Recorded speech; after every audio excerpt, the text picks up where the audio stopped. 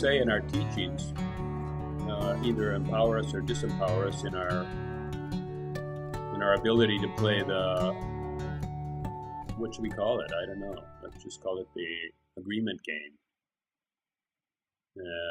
which is a verbal game. And I think that verbal game is an important part, for maybe we're lost in the verbal game, right? Because you even said before you retired, you were just all into the who's getting what done and am I managing correctly, right? And we get lost in it. And so then it's worthwhile to meditate, to take a course, to go on retreat, to find a few gurus, to find some other ideas that, hey, really we're all here already. And that actually all our satisfaction's here already too, and that we're lost in the agreement game. And the agreement, depending on the culture of the company, like you said, there's the carrot guys and the stick guys, and if you get into a stick company, you're always feeling blue, right? And you start to believe after 20 or 30 years, like, okay, the world is a blue place, and who's got the biggest stick? And you might be that way in some war-torn countries too. And so then it is worthwhile just to break that cycle. But when you finally broke it and realize that you're here and it's okay, and that things are happening, and especially that millisecond that they slip into memory that they're finished. There's no way they're going to change, right? That memory's there, right? And you can interpret it differently. But anyhow, there's nothing to fight on that, right? There's nothing to do but accept that. But that little tiny bit that's happening right now, you don't have to accept that whatsoever, right? You might get the feeling like, oh, these guys are not treating me fairly. I'm going to take my ball and go home when you were a kid, right? I'm going to take the ball, the game's over, I'm going home. And then in that moment, you can say, no, I don't choose that anymore. I'll just keep playing. And I'll just stay open to it, right?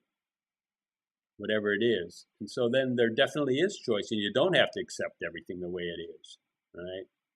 And so then once you start to realize all the stuff that the gurus told you, well, what's the point? The point is now I'm really equipped to be a much better player in the game of agreements.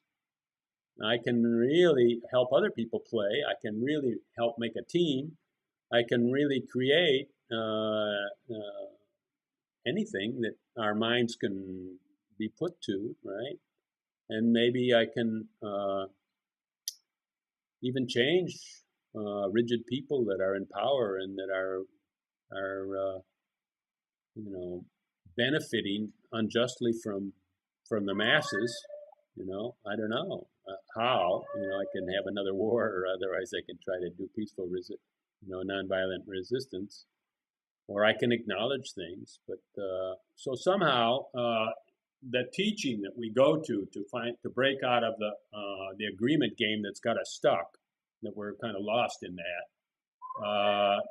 that teaching is that just kind of like suck us in like a what do you call it, the tar baby, and are we going to just be stuck into this teaching and this spaciousness, or actually is there an opening at the top or somewhere in that teaching that's going to let us come back out and play this game, right? Or do we just have to struggle our way out and just get all that tar off of us and somehow just say, damn, that's a sticky place, right?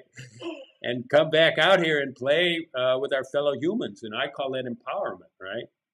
And taking a step that I've never took before, and traveling and moving around and doing all kinds of things that I never would have thought I would do.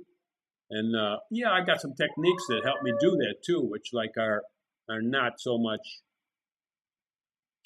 volitional, right? In other words, the volitional part is, if I stay in a country where I've got a 90-day visa, I've got to move whether I like it or not.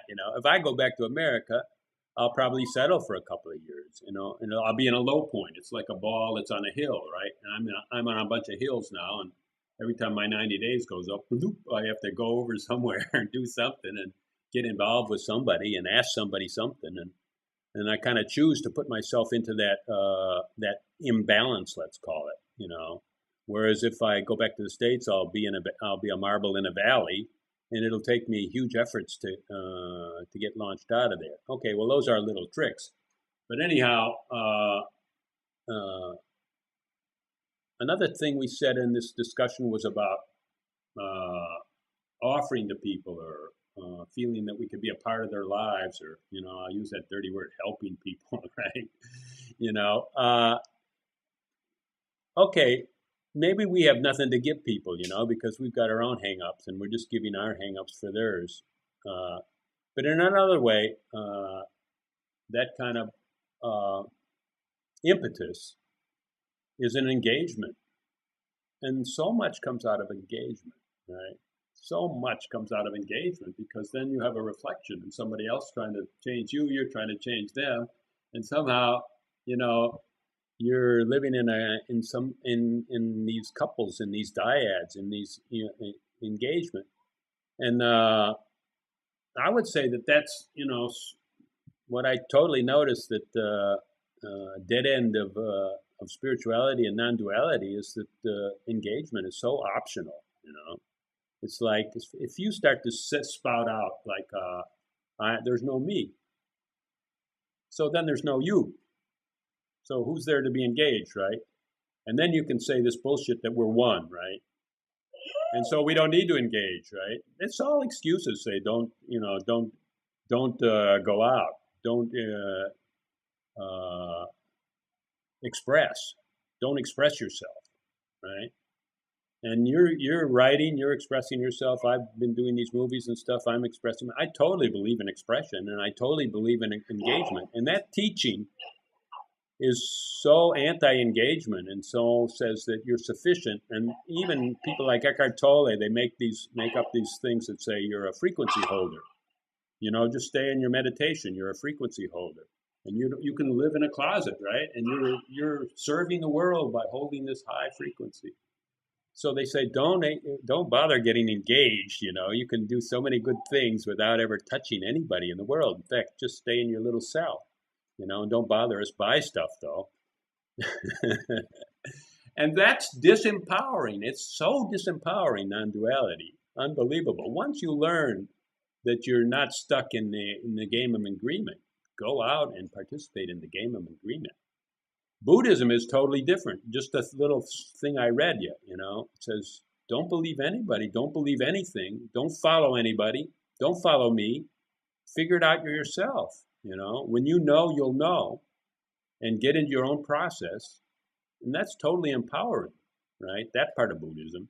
There's other parts probably that I don't know. I'm not a student of Buddhism, so I don't really know what's going on there. But those parts, really, there's nothing to teach there. It's just a stimulus to go out and do it. To be engaged, to participate, to serve your fellow man, to serve society. Whether that service is worth anything or not, it is worth something, because it's your engagement and it's your reflection, and it's how your process moves forward, right? Even if you stumble and bumble, and I don't know, you give something to the monks, they give them sticky rice. That sticky rice probably kills them. I don't know, maybe it's a bad diet.